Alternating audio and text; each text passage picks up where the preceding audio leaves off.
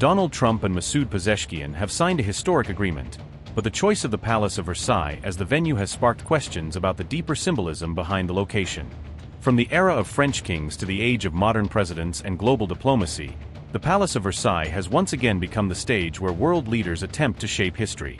The larger question now remains whether this agreement will be remembered as a lasting symbol of peace or whether, like some treaties before it, it will become a warning from history. U.S. President Donald Trump and Iranian President Masoud Pezeshkian signed a 14-point Memorandum of Understanding in France, marking a significant moment in the long and complicated relationship between Washington and Tehran. The U.S.-Iran agreement was signed at the historic Palace of Versailles, a location that has witnessed some of the most important diplomatic negotiations and treaties in modern history. For centuries, Versailles has remained closely associated with landmark agreements, political transformations and moments that have reshaped the global balance of power.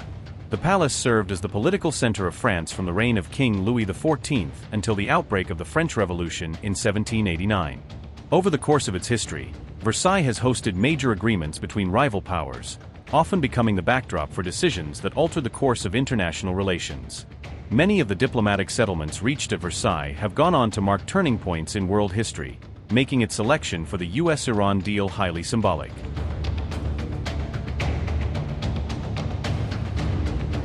The Treaty of Versailles, signed in 1757, was among the earliest major diplomatic agreements to take place at the Palace of Versailles, adding to its growing legacy as a center of international negotiations.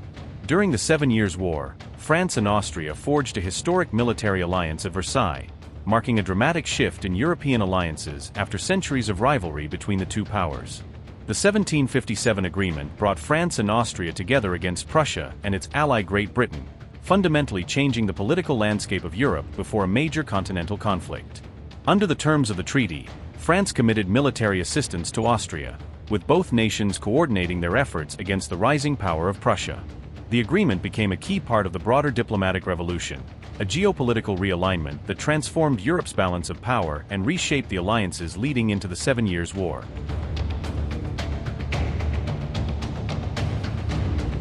The Treaties of Versailles, signed in 1783, played a crucial role in bringing the American Revolutionary War to its conclusion as part of a broader international peace settlement.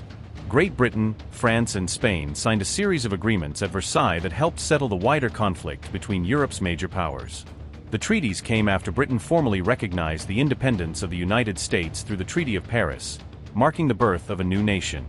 The agreement signed at Versailles restored several territories and privileges to France and Spain in recognition of their support for the American revolutionary cause. The 1783 Treaties of Versailles significantly altered the balance of power among Europe's colonial empires and reshaped international politics in the aftermath of the war. The preliminary peace agreement signed at Versailles in 1871 came in the aftermath of the Franco-Prussian War, a conflict that dramatically transformed the political landscape of Europe. France and Prussia signed the preliminary accord at Versailles before the final peace terms were later formalized through the Treaty of Frankfurt. Under the agreement, France accepted a ceasefire and agreed to hold elections for a national assembly that would negotiate the final peace settlement. The accord effectively acknowledged Prussia's military victories and confirmed its emergence as the dominant force in the German unification process. As part of the post-war settlement, France was forced to surrender Alsace and parts of Lorraine to the newly established German Empire. The defeat also placed a massive financial burden on France, which was required to pay a substantial indemnity to the victorious German state. The settlement of 1871 shifted the European balance of power and marked the rise of Germany as a major continental power that would shape future geopolitical rivalries.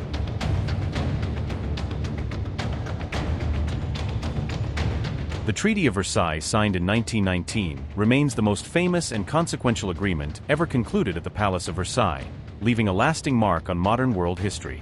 Germany and the Allied powers signed the treaty following the devastation of the First World War, in an attempt to establish a new international order after years of unprecedented destruction.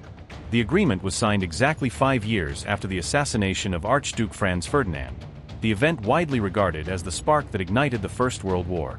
The treaty imposed severe conditions on Germany, including significant territorial losses, strict limitations on its military capabilities, and the loss of its overseas colonies. Germany was also forced to pay massive reparations under the peace settlement, placing a heavy economic burden on the defeated nation. Article 231 of the treaty, famously known as the War Guilt Clause, assigned responsibility for the war to Germany and its allies, becoming one of the most controversial provisions of the agreement.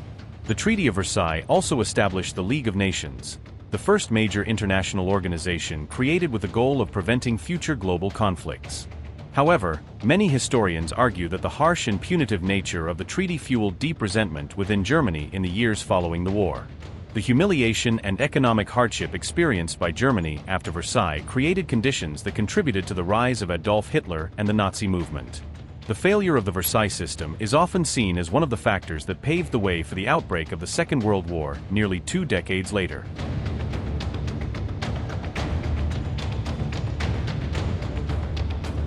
The US-Iran Memorandum of Understanding has now added a new chapter to the centuries-old diplomatic legacy of Versailles, a palace that has witnessed some of history's most consequential negotiations and treaties.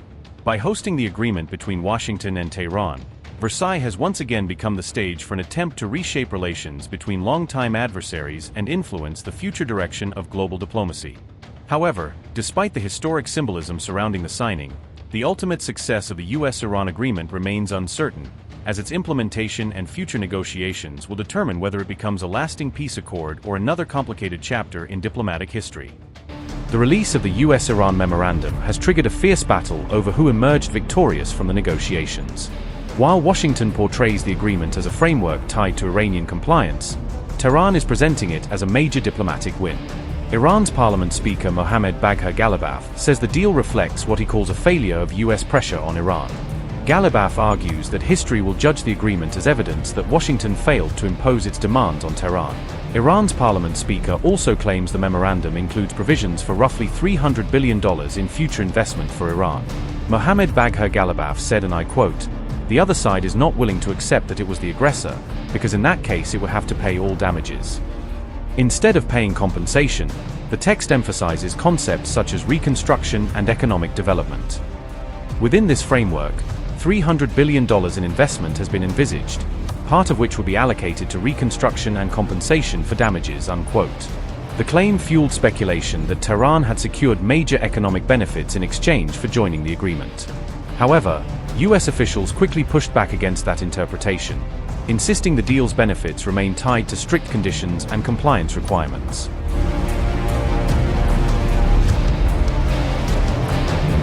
Senior US officials insist the memorandum does not authorize any immediate payments to Iran. According to Washington, the agreement contains no requirement for cash transfers, grants, or direct financial assistance. Officials say the reported $300 billion figure refers to potential private and foreign investment that could materialize if Iran complies with the deal. They stress that any economic relief would depend on verified progress toward a broader and final agreement. US officials also emphasize that sanctions relief will remain directly linked to Iranian nuclear concessions and continued compliance. Washington has also rejected claims that frozen Iranian assets would be automatically released under the agreement. US officials say Tehran sought immediate access to restricted funds during the negotiations. However, they insist the final text makes clear that no funds would be unlocked simply because the deal was signed. According to Washington, the release of frozen assets would depend on what it calls demonstrable Iranian compliance. Officials say certain funds could become available in the future, but only if Iran fulfills specific obligations under the agreement. Iran's parliament speaker says Tehran plans to introduce shipping fees in the Strait of Hormuz once the 60-day transition period ends. Ghalibaf says the fee-free arrangement outlined in the memorandum was never intended to remain in place indefinitely. Mohammad Bagher Ghalibaf said, and I quote, "Strait of Hormuz will not return to pre-war conditions. Iran has the right to sovereignty over the Strait of Hormuz, and of course we will receive a fee for services," unquote. During the war, I wrote in a tweet that the Strait of Hormuz would never go back to the way it was before, and I still hold that view today. That does not mean, however, that we intend to disregard international law or establish rules of navigation. On the contrary, our actions will remain fully within the bounds of international law. The remarks appeared to clash with US expectations that commercial navigation through the Strait of Hormuz would remain free of new transit charges. Washington argues the agreement was designed to reopen the waterway and ease global shipping, not create additional costs for maritime trade. US officials also indicated that American military forces will remain in the region for the time being. They say any future changes to the US military posture will depend on Iran's actions and compliance with the agreement. The memorandum may have ended the conflict, but the battle over what the deal actually means is only beginning.